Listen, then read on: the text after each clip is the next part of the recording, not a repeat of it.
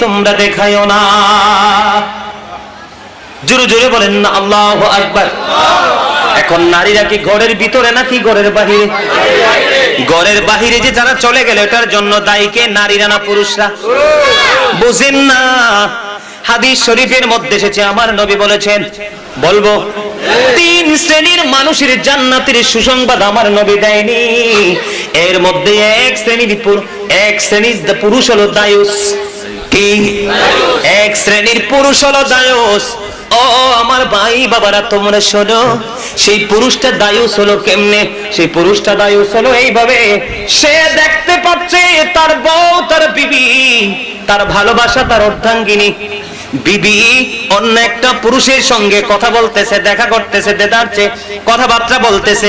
এটা দেখার পরেও যে স্বামী তার স্ত্রীকে বারণ করলো না, ওই পুরুষ হলো বন্ধু দায়ুস।